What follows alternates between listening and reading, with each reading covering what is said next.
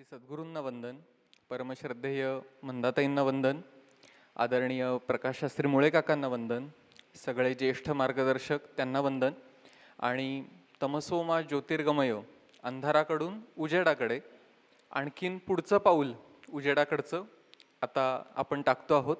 त्यासाठी आपल्याला जे मार्गदर्शन करणार आहेत त्या तिन्ही मार्गदर्शकांचं पुन्हा स्वागत आणि त्यांना अभिवादन. श्री गुरूंना पहा, साधकाच्या किंवा साधनेच्या वेगवेगळ्या व्याख्या केलेलं आवडतं. तुमच्या अभ्यासातून तुम्ही व्याख्या इन्व्हेंट करत राहा असं त्यांचं म्हणणं आहे.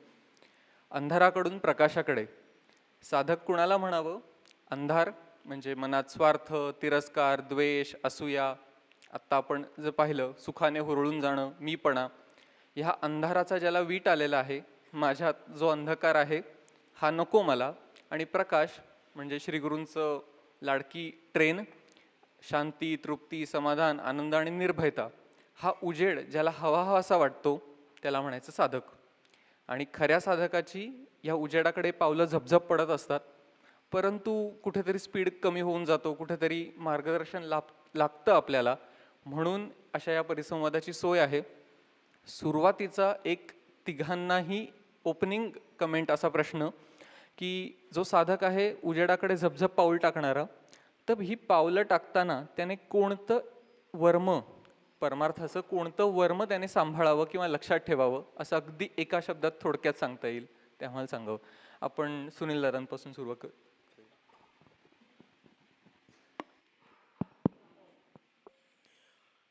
गुरु एक जगीत राहता.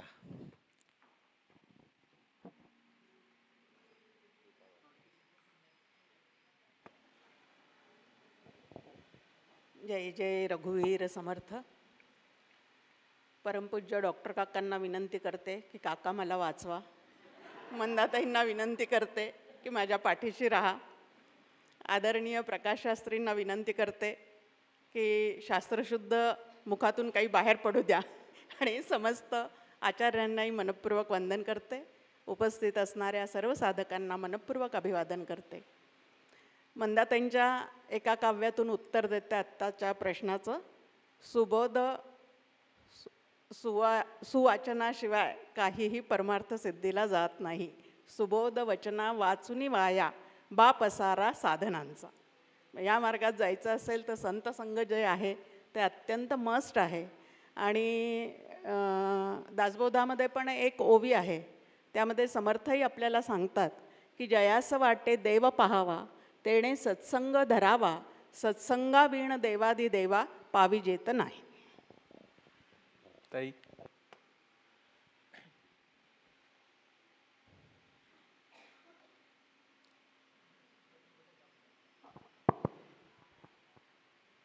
रामकृष्ण हरी.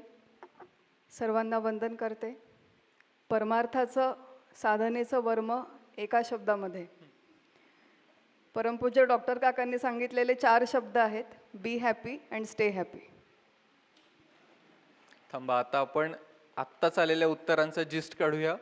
श्री गुरूंपाशी शरणागती, योग्य श्रवण, सत्संगती आणि तृप्तता, समाधानी वृत्ती, म्हणजे जबाबदारी थोडी आपल्याकडे, पण तू समाधानी राहा, साधन चतुष्टय संपन्न हो, असं आपल्याला काढलेलं आहे. कळलं सगळ्यांना? कळलं ना? सोपे प्रश्नांची सोपी उत्तरं आली. मग ताई माईक ठेवू नका. सोपं असलं तरी आम्हाला हे जमत का नाही? काय आड येतं म्हणजे कुठं माशी शिंकते. संत तुलसीदासांचा दोहा आहे, तुलसी पिछले पाप सौ हरी चर्चा न सोहाई, जैसे ज्वर के अंश से भूख बिदा होई जाई. ज्या मनुष्याच्या अंगामध्ये ताप असतो त्याच्यासमोर पंचपक्वान्नांचं जेवण ठेवलं तरी त्याला त्याच्यामध्ये रुची वाटत नाही. तसं आपल्या पूर्वकर्मांचा ताप आपल्या शरीरात ज्वर असल्यामुळे साधना किंवा अध्यात्मशास्त्र, अनेक प्रवचनं, सत्संग हे सातत्याने करूनसुद्धा आपली त्याच्यामध्ये प्रवृत्ती पुरेशी होत नाही. त्याचं मुख्य कारण आपलं पूर्वसुकृत आहे. पुरेसं पूर्वपुण्य, शुद्ध पुण्य ज्याला आपण म्हणतो, ते जोपर्यंत जमा होत नाही तोपर्यंत एकतर या मार्गामध्ये प्रवृत्ती होत नाही. प्रवृत्ती झाली तर ती टिकत नाही. थोडीफार टिकली तरी मनासारखी प्रगती होत नाही. म्हणून शुद्ध पुण्य आणि त्याच्यासाठी आवश्यक निष्काम कर्म आणि निष्काम उपासना हे या मार्गामध्ये टिकून राहण्यासाठी अपरिहार्य आहे असं म्हणूया आपण. आपण निष्काम कर्म आणि निष्काम उपासना आणि त्याने चित्तशुद्धी होते, चित्तशांती होते, हे इतकं गृहीतक प्रमेय आहे जे डोक्यात ठेवलं पाहिजे. पण आता होऊन गेली आहेत. आता पूर्वी काय खाल्लं आणि त्याने ताप आला कोण जाणे. पण आता दोन गोष्टी मावशी, आणि पाठोपाठ डॉक्टर आहेत आपल्याकडे, ताप आलेले ते डॉक्टर पण आहेत. तर मावशींना आधी प्रश्न की पूर्वी आता जे होऊन गेलं, माझ्या हातून जी कर्म घडली, कधी कधी रिअलाईज होतं की चुकलं माझं हे, तर आता त्याच्यात प्रायश्चित्त कसं घ्यावं आणि ती पुन्हा घडणार कशी नाहीत ह्याच्यावर काय करावं?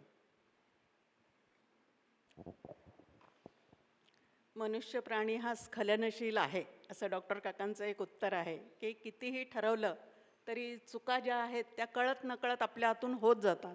पण चुका झाल्यानंतर स्वतःला ताडण करण्यापेक्षा आपण नामसाधनेने त्या चुकाचं प्रायश्चित्त नक्की घेऊ शकतो. आणि 2 स्तोत्र आपल्यासमोर शंकराचार्यांचे आहेत, देव्या अपराध क्षमापण स्तोत्र, आणि एक दुसरं आहे ते शिव अपराध क्षमापण स्तोत्र. म्हणजे त्यांनी सुद्धा माझ्या हातून काही अपराध झालेला, आता आपल्यासारख्या चुका शंकराचार्यांकडनं होणं शक्यच नाही, पण आपल्या सगळ्यांना सांगण्यासाठी त्यांनी त्याच्यात असा एक मुद्दा घेतलेला आहे की देवाचं दर्शन न घेता आम्ही या नरदेहात जर राहत असू तर तोच मोठा अपराध आहे. की नरदेहच मुळात आपल्याला प्राप्त झालेला आहे तो देवदर्शनासाठी किंवा जीवब्रह्म ऐक्यासाठी. पण ते न करता आम्ही जे काही चुकीचं करतो, वागतो, तोच जणू काही आमच्या अपराध आहे. आणि या अपराधाची त्यांनी क्षमा मागितलेली आहे.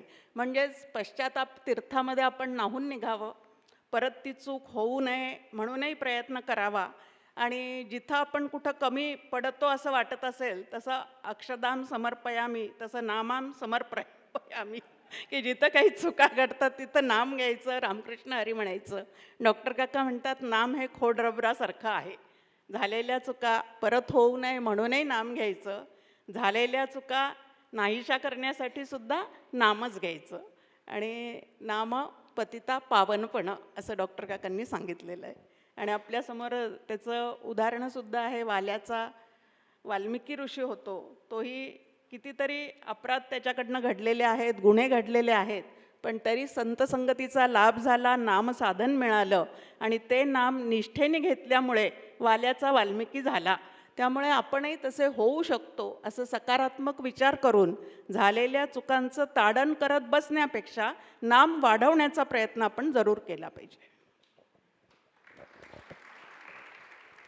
डॉक्टर सुनील काकांना एक प्रश्न आहे की खरा वैद्य जो असतो तो पेशंट आजारी पडू नयेच म्हणून प्रिस्क्राईब करतो.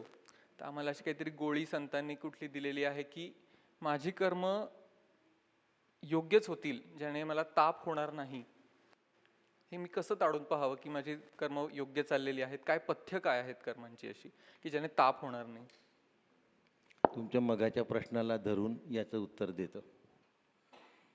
चुका होऊन गेल्या, मग आता काय करायचं?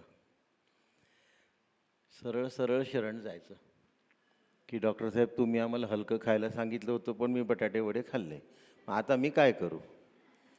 तर झालं. मग डॉक्टर सांगतात की जे झालं ते झालं, उद्याचा दिवस तू पूर्ण उपवास कर. तेवढं ऐकायचं, रस्ता निघतो. अजून पण बटाटेवड्यांकडे प्रवृत्ती होते. थोडंसं सिरियसली खरंच विचारतो की शरणागती हे उत्तर मिळालं काका, परंतु एका साधकाचा छान प्रश्न की शरणागती म्हणजे काय आणि आम्ही विचारानं कुठं कमी पडतो? म्हणजे आत्मपरीक्षणाचा प्रश्न आहे की शरणागती कळली आहे पण होत नाहीये. समर्थांनी सत्शिष्याच्या लक्षणात सांगितलं आहे की सद्गुरु वचने विश्वास पूर्ण या नाव अनन्य शरण. दोनच चरण घेऊ आपण याच्यातले. सद्गुरु वचनी विश्वास पूर्ण, बस त्यांच्या शब्दावर परिपूर्ण विश्वास असायला पाहिजे की त्यांनी जे सांगितलं तेच तसंच आणि तेवढंच करायचं आहे. त्याहून अधिक कधी करायचं नसतं. आणि हीच खरी शरणागती आहे. त्यांनी आपलं कल्याण होतं. पण काका ह्याच्यात जेव्हा मला वाटतं असं डोकावतं तेव्हा काय करावं? अनन्यता गेली, अनन्यता हरवली. अनन्य शब्दामध्येच अन आणि अन्य असे दोन शब्द याच्यात आहेत. या नावं अनन्य शरण. अनन्यता ज्या वेळेला हरवते म्हणजे मीपणा किंवा आणखीन काही गोष्टी ज्या वेळेला आपल्या मनाच्या माणूस करायला जातो त्यावेळेला पूर्ण विश्वासाला तडा पडलेला असतो. काकांनी एखादी साधना दिली आहे आपल्याला आणि मग आपण म्हणायचं की या साधनेबरोबर मी प्राणायामही करू का, याच्याबरोबर मी ही पोथी पण वाचू का? म्हणजे काय झालं? माझ्या क्षेत्रात डॉक्टरांनी 3 औषधं प्रिस्क्राईब करून दिली, पण मेडिकल स्टोअरमध्ये 300 असतात. मग 2-3 अजून घेऊ का असं विचारण्यासारखं आहे.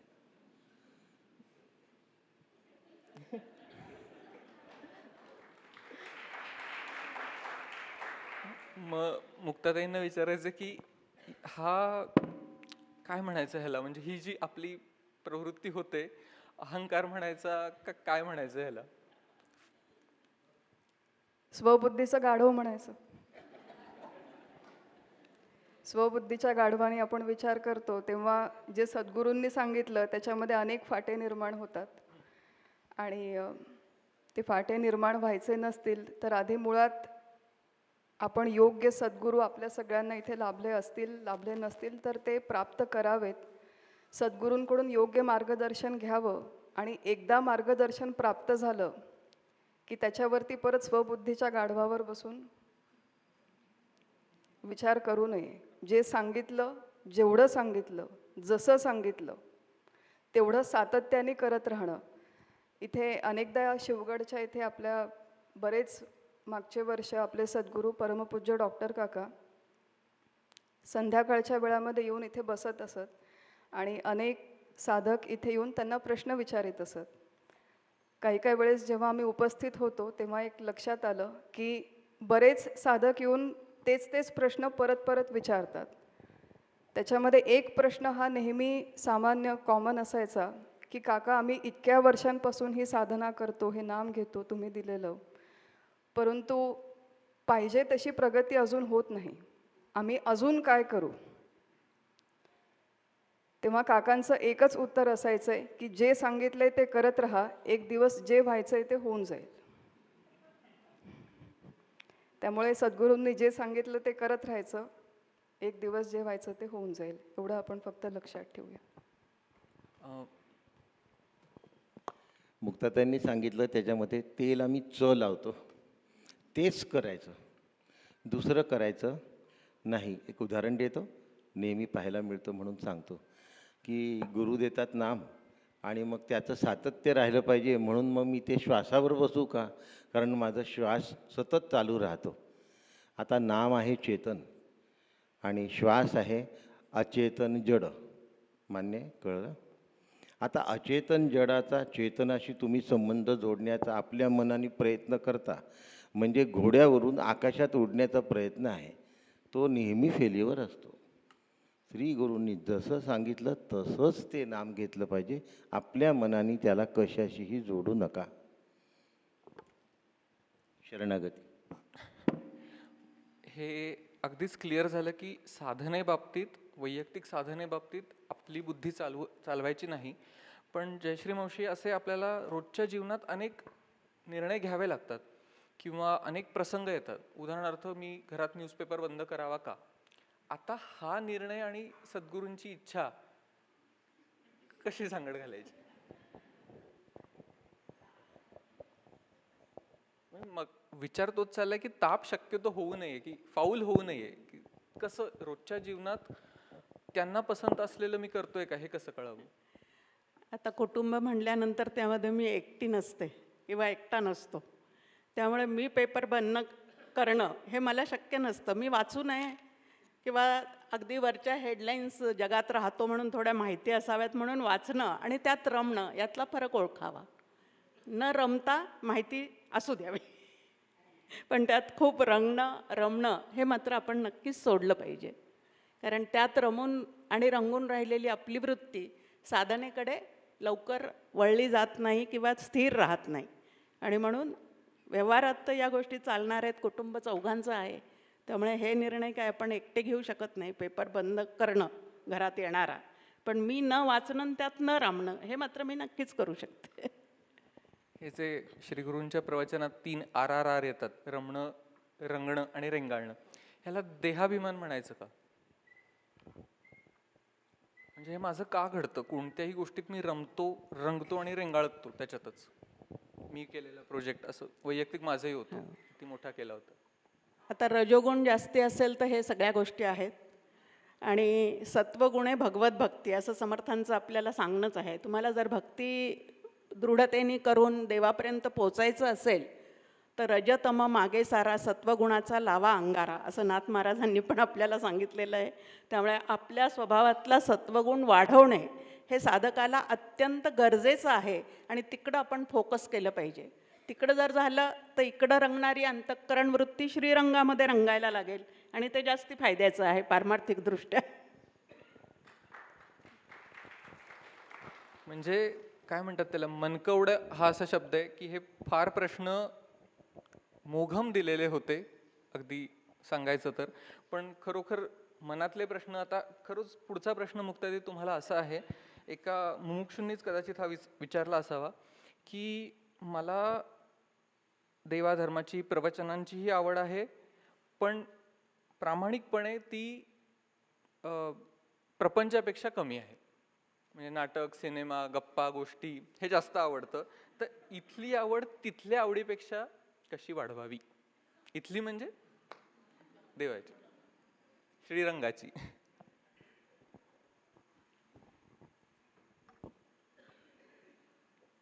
एक फार छान याच्यावरती उपाय आहे की एक काही सुरुवातीच्या प्राथमिक ज्या आपल्याला नेहमी गोष्टी सांगितल्या जातात की आपण ज्याच्या सहवासात अधिकाधिक काळ राहतो त्याबद्दल प्रेम हळूहळू आपोआप निर्माण होतं. त्यामुळे आपला जो सहवास आहे दिवसभरातला तो इकडचा कमी केला आणि इकडचा वाढवला तर इकडचं प्रेम वाढण्याची शक्यता नाकारता येणार नाही असं म्हणूया आपण. आणि इकडचा सहवास कमी करायचा हे फार जिकिरीचं काम आहे. एक वेळेस इकडचा म्हणजे देवधर्माकडचा सहवास आपला सुरुवातीच्या काळात एकदम वाढणार नाही, पण सुरुवातीला आपल्या प्रपंचातले जे काकांनी उपद्व्याप सांगितले आहेत ते जर आपण कटाक्षाने कमी केले आणि याच्यासाठी एक डायरी घेऊन बसावं आणि डायरीमध्ये लिहून काढावं की आज सकाळपासून रात्रीपर्यंत मी किती उपद्व्याप केले, यूट्यूबमध्ये किती वेळ घालवला, गप्पा मारण्यात फोनमध्ये, टी व्हीवरच्या किती जाहिराती बघितल्या, आणि असे बरेच उपद्व्याप आपल्या सगळ्यांना कल्पना आहे. ते उपद्व्याप हळूहळू कमी करावे. टाईम मॅनेजमेंट ज्याला आपण म्हणतो, आणि मग तो रिकामा झालेला वेळ हळूहळू इकडच्या कृती बळजबरीने का होईना, मग अशी परिसंवादामध्ये उल्लेख झाला की सिनेमाचे गाणे कमी करणं आवश्यक आहे, प्रवचनांचं श्रवण होणं आवश्यक आहे, मोकळा वेळ कटाक्षाने स्वतःसाठी काढणं आवश्यक आहे. आपल्या जीवनामध्ये जी आपण कामं करतो त्यातली खरंच किती आवश्यक आहेत, खरंच किती अपरिहार्य आहेत, कुठली कामं आवश्यक आहेत पण उद्या करून चालतील, या सगळ्यांचं वर्गीकरण करून रोज स्वतःसाठी थोडा वेळ मोकळा काढायचा. आणि तेवढा वेळ इच्छा असो वा नसो कुठल्या तरी धार्मिक आध्यात्मिक कृती, मुख्यतः श्रवण आणि सद्गुरूंनी दिलेली साधना, याच्यामध्ये रोज आपण थोडा थोडा जर इन्व्हेस्ट करत राहिलो तर हळूहळू इकडची आवड वाढण्याची शक्यता नक्की आहे असं म्हणूया आपण. आणि दुसरा एक भाग आहे की स्वप्रयत्न करूनसुद्धा जेव्हा आध्यात्मिक क्षेत्रातली आवड वाढत नाही, बरेच खरंच प्रयत्न केले, प्रामाणिकपणे प्रयत्न केले, पण तरी आध्यात्मिक क्षेत्रातली आवड वाढत नसेल तर अगदी मनापासून जाऊन भगवंताच्या समोर अथवा सद्गुरूंच्या समोर बसावं आणि त्यांची आर्ततेने प्रार्थना करावी की तुमच्याबद्दल, या मार्गाबद्दल, या तत्त्वज्ञानाबद्दल प्रेम माझ्या मनात नाही निर्माण होत, ही इकडची ओढ माझी नाही वाढत, मी प्रयत्न केले, शक्ती लावली, पण माझी क्षमता कमी पडतीये. आणि अगदी आर्ततेने जर भगवंताच्या समोर ही की तुझं प्रेम तूच मला दे, या मार्गामधलं प्रेम तूच मला दे, अशा पद्धतीने ती प्रार्थना केली तर तसा प्रतिसाद येण्याची सुद्धा शक्यता नाकारता येत नाही असं म्हणूया.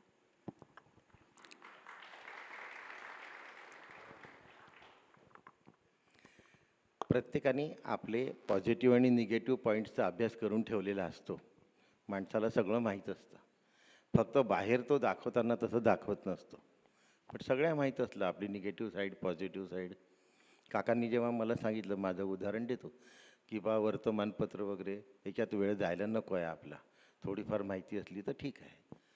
आता वर्तमानपत्रही सोडवत नव्हतं आणि वाचू नको ही आज्ञा पण मोडवत नव्हती. आता एकदम पहिल्या पायरीवर सगळं नाही जमत माणसाला.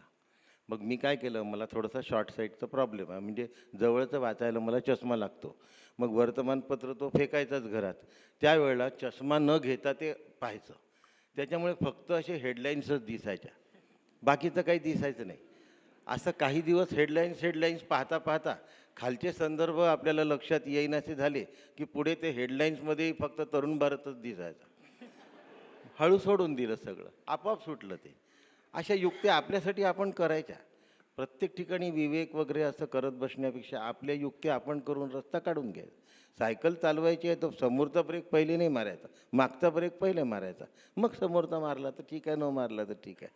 असं आपल्या निगेटिव्ह आणि पॉझिटिव्ह पॉईंट्सचा आपण रॅशनली प्रॉपरली अभ्यास जर केला असेल, लवकर वळणावर येतो माणूस. शरणागती तर आहे, त्याच्याबद्दल वादच नाही. म्हणजे काका तुम्ही आत्मपरीक्षणाकडे रोख आहे का तुमचं? असायलाच पाहिजे साधकांनी तर. पण आत्मपरीक्षणात काकांनी सांगितलं आहे कठोर आत्मपरीक्षण. मी आत्मपरीक्षण करतो असं काकांना म्हणलं तर काका म्हणे कठोर. म्हणजे आपण करत असलेलं आत्मपरीक्षण अगदी खूपच छान आहे असं आपल्याला वाटत असतं, पण अगदी 100% सांगतो 99% ते चुकीचंच असतं. हां, आपण पेपर तपासतो, 15 मिनटं आधी आपला पेपर झाला असतो लिहून. मग आपण द्यायला जातो तर पूर्वी चांगले सर होते, ते म्हणायचे अरे थोडं तपासून पहा, आत्ता कशाला देतो. मग मी माझा पेपर तपासून पाहायचं, मला एकही चूक दिसायची नाही. म्हणजे मला 100पैकी 100 मार्क्स मिळायला हवे होते की नाही, पण तसे मिळत नसतात. त्याच्यामुळे आपलं आत्मपरीक्षण आपण कठोररित्या केलेलं नसतं. हे जर गृहीत धरलं तर मग आपल्याला कळतं की आपल्याला असं वाटतं आहे, खरंच असं वाटतं आहे का, नक्की असं वाटतं आहे का, पक्कं असं वाटतं आहे का. मग आपल्याला लूपहोल दिसतात. ते कठोर आत्मपरीक्षण. खरंच गंमत सांगतो, हा 4थ्या क्रमांकाचा प्रश्न तुमच्याच वाट्याला आहे. याच्याच संदर्भात आहे काका, की कठोर आत्मपरीक्षण त्यातल्या एक तर स्थूल करतानाच, कारण मला मी ग्रेटच वाटत असतो, परंतु सूक्ष्म अहंकार कसे ओळखावे आणि कसे कमी करावे तुम्ही सांगितलंच. पण अशा काय पटकन ती क्रोसिन वगैरे सारखी गोळी असेल सोपी तर एखादी सांगा, नुसका असा.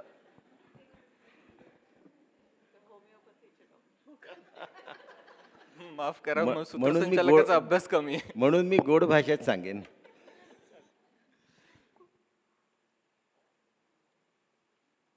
आपला विषय काय?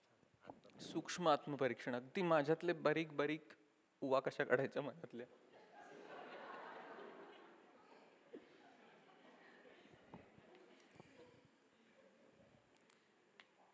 परिस्थिती सापेक्ष अहम आणि देह सापेक्ष हम काढायला नेहमी सोपे असतात. जरा सूक्ष्म हम जो असतो तो बुद्धी सापेक्ष असतो, आणि बुद्धी सापेक्ष हम हा विचाराशिवाय जाऊ शकत नाही. हा विचारोनी हा शब्द आहे बरं, तिथे तैसे नाही आहे. हा म्हणजे शंकर महाराजांच्या ज्ञानेश्वरीबद्दल बोलतो आहे. तर हा जो असतो हा सूक्ष्म अहम विचाराशिवाय जात नाही. आणि हा जसा जसा शास्त्रशुद्ध आणि गुरूंनी सांगितलेल्या पद्धतीने केलेल्या विचारांनी जर असेल तर तो जातो. आणि या व्यतिरिक्त एक अहम असा असतो की मला सोहम, मी ब्रह्म आहे असं वाटत असतं. हा महाकारण देहाचा जो अहम आहे हा गुरुकृपेने जात असतो. इथे साधकाच्या प्रयत्नाने तो जात नसतो. आधीचे 3 आपल्या प्रयत्नाने जातात. मुक्ताताई, एक कदाचित ह्याला जोडून मग प्रश्न येतो की मी भगवंताला प्रिय आहे की नाही, किंवा श्री सद्गुरूंना प्रिय आहे की नाही, हे कसं ओळखावं?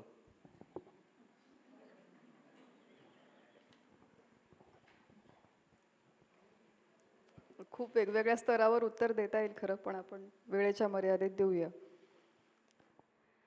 भगवंताला किंवा सद्गुरूंना मी प्रिय आहे की नाही हे कसं ओळखावं हा प्रश्न आहे. सुरुवातीला थोडा प्राथमिक स्तरावर विचार करूया की आपल्या जीवनामध्ये जेव्हा अनुकूल प्रतिकूल घटना घडतात तेव्हा सुखे संतोषा न यावे, दुःखी विषादा न भजावे. म्हणजे अनुकूल परिस्थितीमुळे हुरळून जात नाही, प्रतिकूल परिस्थितीमुळे खूप दुःखी होत नाही. अशी चित्ताची जेवढी जास्त अविचल दशा आपल्याला ठेवता येत असेल, तेवढे आपण भगवंताला प्रिय आहोत, असा एक विचार करू शकतो.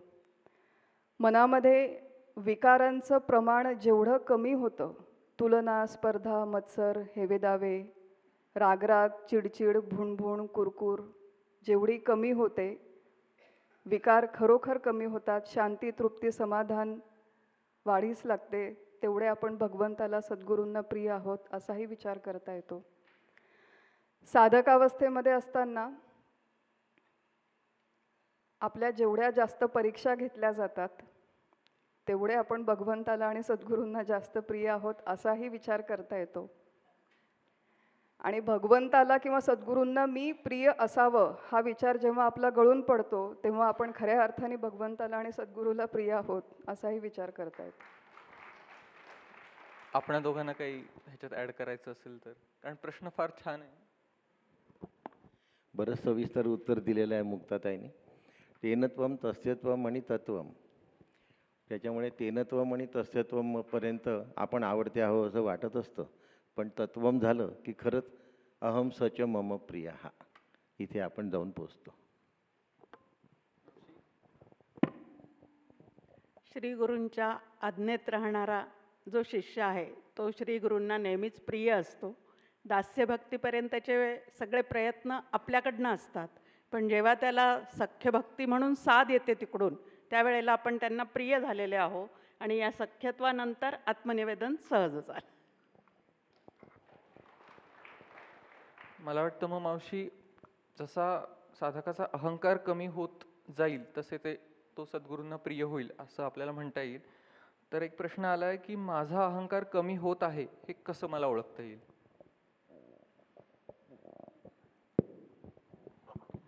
अहंकार विस्तारला या देहाचा, स्त्रिया पुत्रमित्रा दिके मोह त्यांचा. हे आपला अहंकार कसा वाढत गेला त्याचं समर्थांनी इथं वर्णन केलेलं आहे.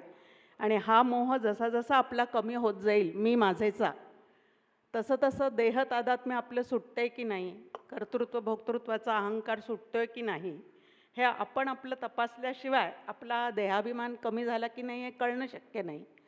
आता एक आहे, आपल्या देहाभिमान कमी झाला असेल तर नटण्या थटण्याकडची प्रवृत्ती जी आहे ती सहजच कमी होते, कारण देह तादात्म्य कमी झालेलं असतं.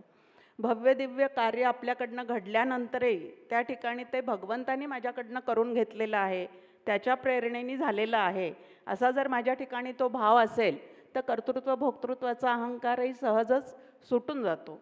आणि अहंकार आता एक फार मोठा विषय आहे खरं तर हा, पण एक आहे, अहंकार कमी केल्याशिवाय आत्मज्ञान होत नाही आणि आत्मज्ञान झाल्याशिवाय पूर्ण अहंकार जात नाही. मावशींच्या चिंतनातून मला 2 प्रश्न सुचत आहेत इथे, एक इकडे देतो एक इकडे देतो.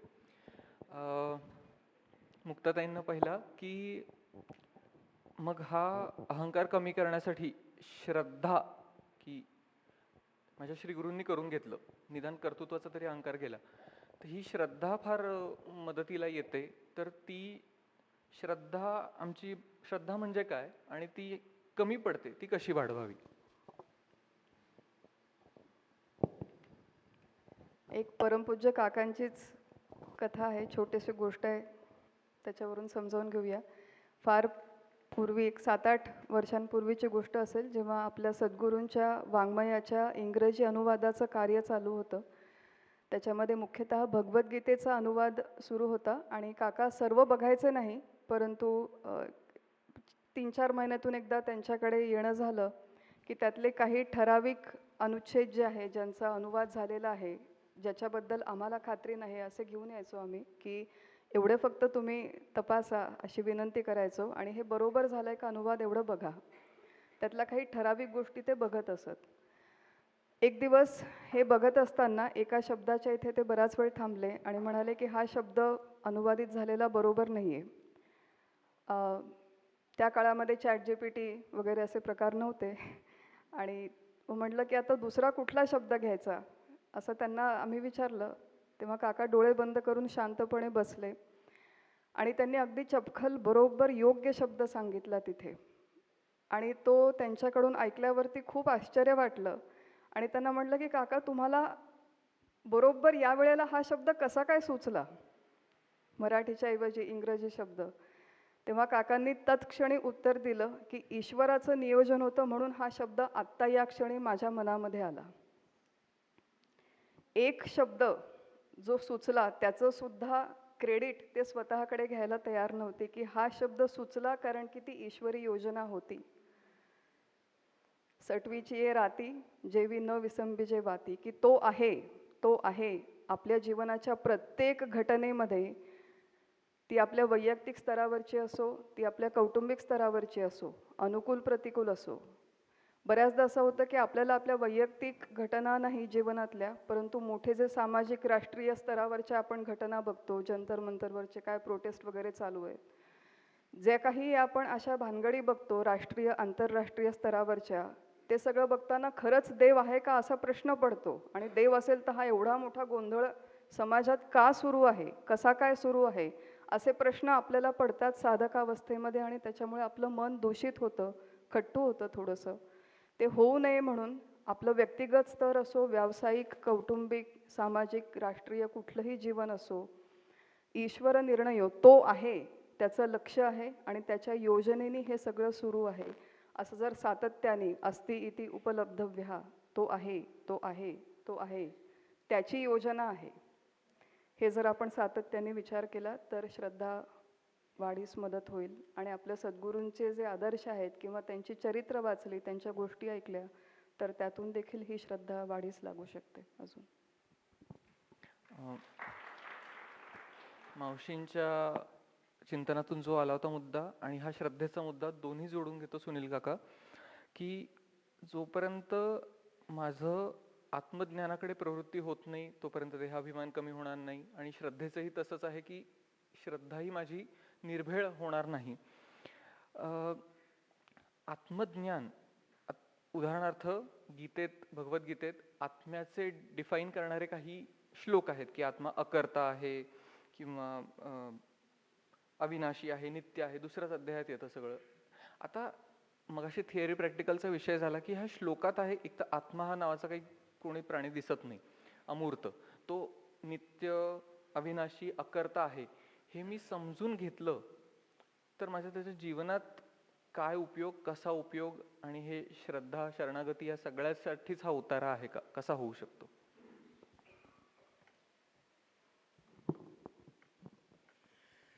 अजो नित्य शाश्वतोयम पुराणो न हन्यते हन्यमाने शरीरे, दुसऱ्या अध्यायाबद्दल उल्लेख करूया आपण. किंवा अच्छेद्योयम अदाह्योयम अक्रोध्यम शोष्य एव च नित्य सर्वगत स्थाणोर अचलोयम सनातना. आता अच्छेद्योयम अदाह्योयम, ज्याला छेद जातो, ज्याचा नाश होतो, जे दहन होतं इत्यादी इत्यादी पद्धतीने जे संपतं, तो आत्मा नाही. आणि मी आत्मा आहे हे मला कोणी सांगितलं आहे? सद्गुरूंनी सांगितलं आहे.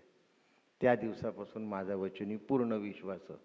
मग जे जे नाश पावत आहे त्याचा माझ्याशी कसलाही संबंध नाही, हा माझा आतमध्ये निर्णय जर झाला असेल तर नाशाची भीती नाही वाटत. भीती वाटली नाही तर ब्लड प्रेशर नाही वाढत, अंगावर शहारे येत नाही. आणि असा हळूहळू विचार करायला लागलं की माणूस निर्भयत्वाकडे जायला लागतो. लक्षात आलं? अजून हे लक्षात आणून घेण्यासाठी काही पुन्हा याच्यासाठी नेहमी जी नाशवान गोष्ट असते ती अविनाशी तत्वावरच अधिष्ठित असते. आणि ते अविनाशी तत्व मी आहे ह्याच्याकडे जर आपलं लक्ष राहिलं तर नाशवान गोष्टींचे परिणाम आपल्या अंतःकरण वृत्तीवर होत नाही, आपण डगमगत नाही, हे आपल्या लक्षात येतं. आणि मग अनेक गोष्टी आहेत, जसं यांनी अकर्ता विषय विचारला आता.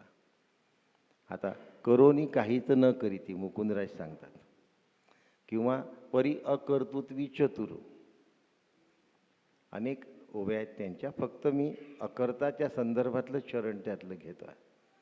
किंवा ब्रह्मानंदे सदा डोललं तू, आणि काय पुढे, नाही तो नाही, नाथ महाराजांचा अभंग नाही, मुकुंदराजांचा, की ते ब्रह्मानंद सदा डोललो तू, करोनी नाही काहीच न करीतो.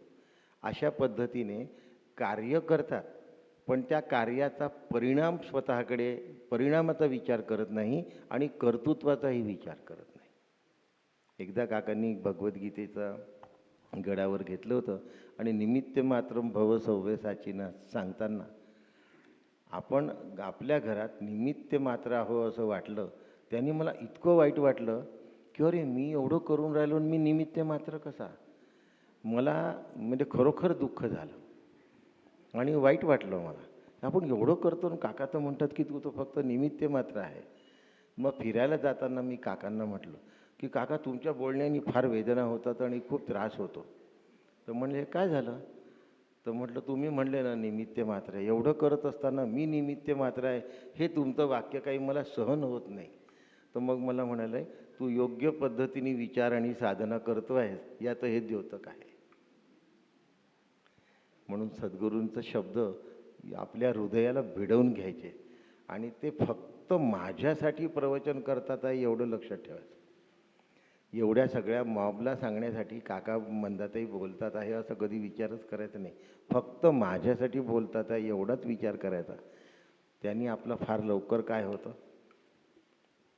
प्रगती होते, फायदा होतो आणि मग अकर्तृत्व यायलाही काही वेळ लागत नाही. कारण खरंच आपण कोणतीच गोष्ट करू शकत नाही हा जर नीट विचार केला तर आपल्या लक्षात येईल फक्त निमित्त असतं. फक्त निमित्त असतं.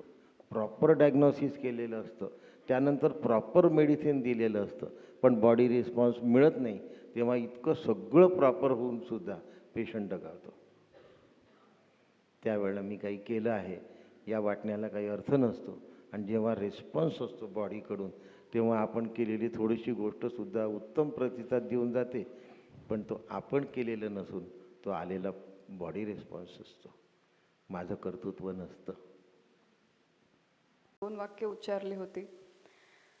ते म्हणाले होते, पहिलं वाक्य नो बडी इज इनडिस्पेन्सेबल, आणि त्याच्यानंतर म्हणाले होते मी आहे म्हणून एखादं कार्य सुरू आहे असं ज्याला वाटतं तो पारमार्थिक दृष्टीने मेला असं समजायला हरकत नाही.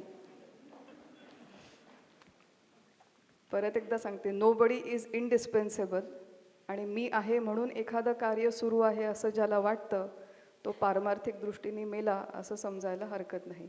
ही 2 वाक्य जरी आपण आपल्या दैनंदिन जीवनात लक्षात ठेवली तर कर्तृत्वाचा अभिमान, अहंकार खूप प्रमाणात कमी व्हायला मदत होते.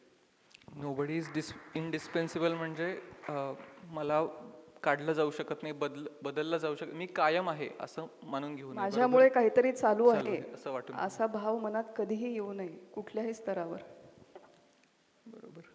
वास्तविक आपण स्वरूपाने कालत्रयातीत आहोत, पण मायेच्या प्रांतात कालाची मर्यादा असल्या कारणाने एक शेवटचा प्रश्न, पुन्हा सुरुवातीला एक रॅपिड फायर होता तसं आत्ताही एक रॅपिड फायर आहे. अगदी तुमच्या मनाच्या जवळचं आहे की श्रीगुरूंच्या सहवासात राहून तुमच्या साधनेत असा कोणता बदल झाला जो स्वप्रयत्नाने कधीच झाला नसता. मावशींपासून हवं तर सुरुवात करू आपण, की त्यांच्या पुष्णेच झालं, नाही तर मला जमलं नसतं.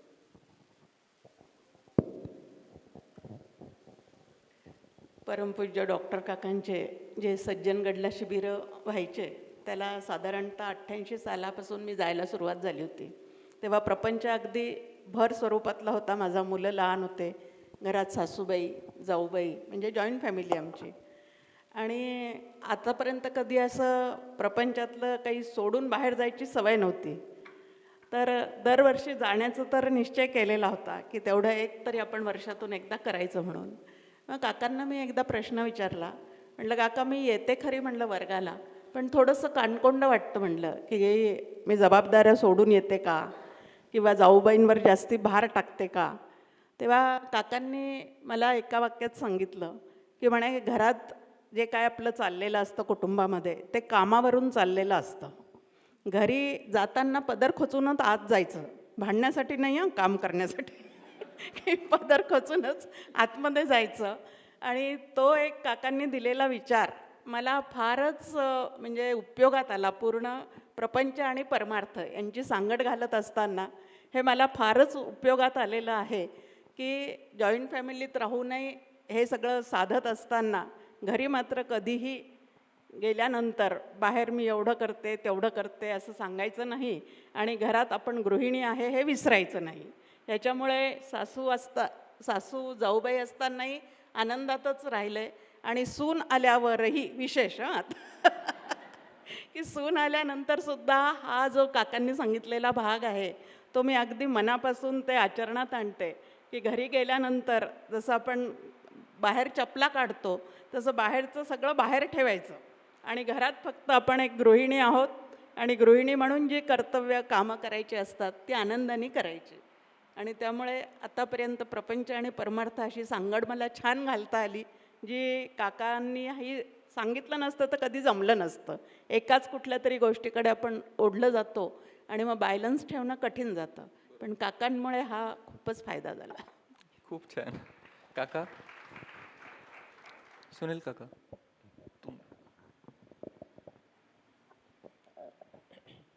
डॉक्टर काकांकडे येण्यापूर्वी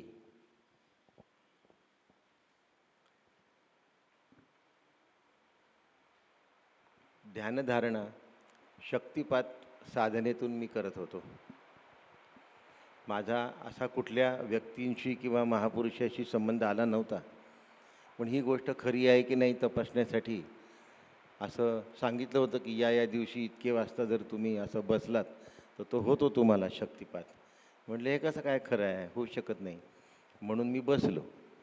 बसल्यानंतर काय झालं हे तर मला कळलं नाही आणि त्यानंतर माझे तासनतास निघून गेले. आणि मग पुढे काय व्हायचं की मी थोडासा जरी नामोच्चार केला तरी माझ्यावर कंट्रोल राहत नसे आणि मग माझे पुष्कळ तास असे निघून जायचे. आणि मग वडिलांच्याही पण लक्षात आलं की अरे याला दवाखान्याची वेळ झाली, भान नाही, असं नाही तसं नाही, कसं करावं. हे सांगणारं किंवा करेक्ट करणारं कोणी आपल्याला मिळेल का या शोधात मी फार फिरत होतो. आणि काकांचा निरोप आला की तू ये. गेलो काकांकडे. आम्ही दोघंही जण गेलो आणि काका म्हणे का रे जमतंय तुला साधना वगैरे छान. म्हणा मस्त. एका मिनिटात बसलो की मग तासन तास सुद्धा मला पता चालत नाही. खरंच नव्हता चालत. बाकी सविस्तर सांगत नाही.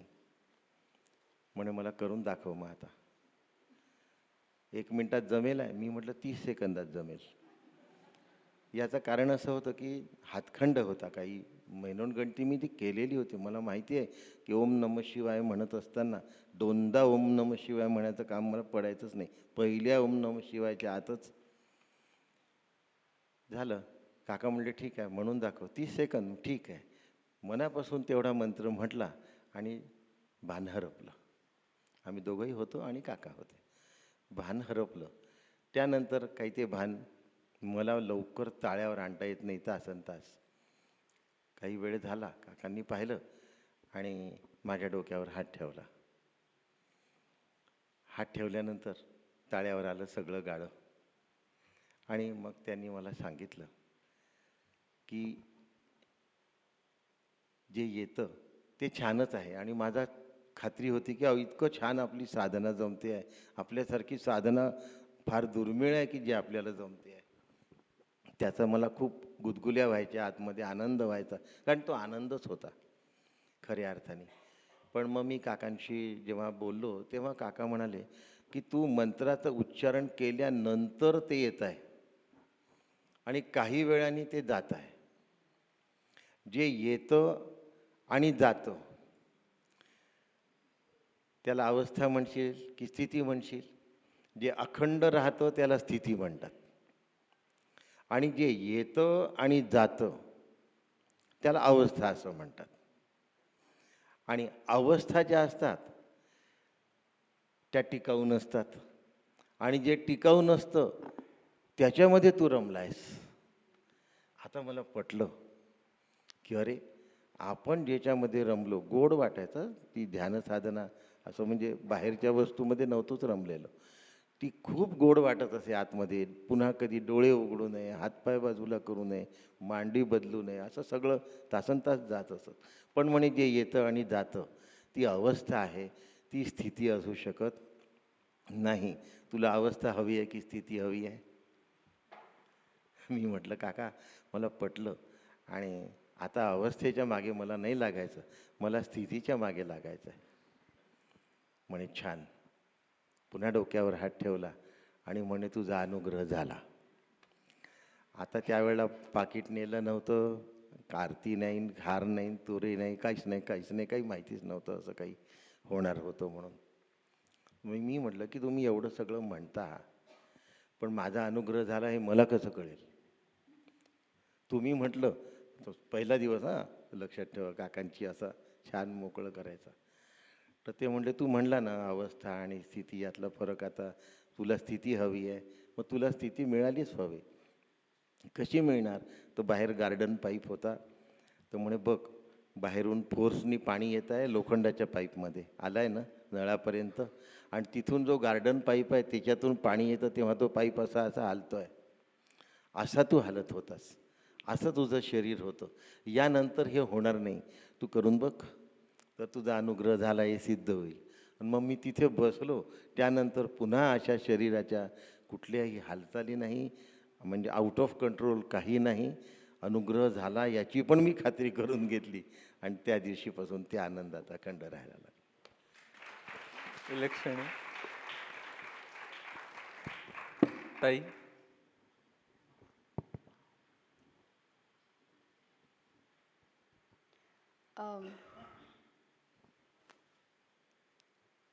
परमपूज्य सद्गुरूंची भेट झाली तेव्हा बरंच आधी भेट झाली आणि परिचय होता, आणि सुरुवातीला मी काकांना छोट्या छोट्या गोष्टी सांगत असे, आणि सर्वसामान्य व्यक्तीला जसं काही अनुकूल झालं की छान वाटतं, प्रतिकूल झालं की दुःख होतं, असं वारंवार होत असे. बराच काळ गेला, बरीच वर्ष गेली, आणि त्याच्यानंतर एकदा भेट झाली तेव्हा काकांना म्हटलं की काका, पूर्वी जेवढं या बारीक बारीक गोष्टींनी सुखदुःख व्हायची, त्रास व्हायचा वावरताना, तसा आता त्रास पहिल्यासारखा पहिल्या एवढा होत नाही, पहिल्या एवढे सुखदुःख होत नाही, वाईट वाटत नाही आता. तेव्हा काकांनी एक फार छान मार्मिक वाक्य म्हटलं होतं. काका म्हणाले होते की it is not enough not to be just disturb by it. It is not enough to not just be disturb by it. You should rather be amused by it. काका असं म्हणाले होते की नुसतं अविचल राहणं हे आपलं ध्येय नाही आहे, पण त्याच्यामध्ये आपल्याला मौज आली पाहिजे. आणि हे जे काकांचं वाक्य होतं की you should rather be amused by it, हे खूप काळ अजूनही अनेक वेळेस परत येतं आणि आठवतं की असे अनेक प्रसंग असतात की ज्याच्यामध्ये परत सुखदुःख तरंग उठतात, कधी लाटा असतात, त्या शांत होतात. पण नुसत्या सुखदुःखांच्या लाटा शांत नाही करायचा, आपल्याला आपल्या परमार्थाचा प्रवास हा मौज वाटला पाहिजे. पूर्वी मी काही विषयांना चिकटून बसले होते, आता ते चिकटणं सोडणं म्हणजे विरक्ती ही मौज आहे, अनासक्ती ही मौज आहे. अहंकार फुलवला जायचा ती तेव्हा मौज होती, आता अहंकार ठेचला जातो ती सुद्धा मौज आहे. पूर्वी लोक स्तुती करायचे ती मौज होती, आता लोक निंदा करतात ती सुद्धा मौज आहे. सगळ्या स्तरावरती हे जे काही प्रसंग वाटायला येतात त्यातला प्रत्येक प्रसंग मौज आहे.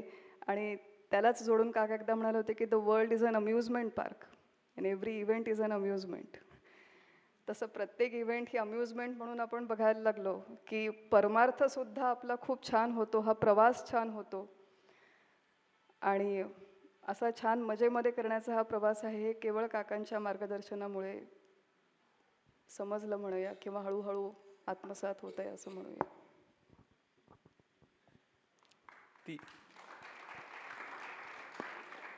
तिन्ही आचार्यांकडून आपलं कान तृप्त झाले असतील, पोट भरलं असेल, एकदा जोरात जय श्रीराम म्हणून त्यांना पावती द्या. आम्हा सगळ्यांकडून तुम्हाला खूप खूप धन्यवाद. आणि पोटात निश्चित जागा आहे.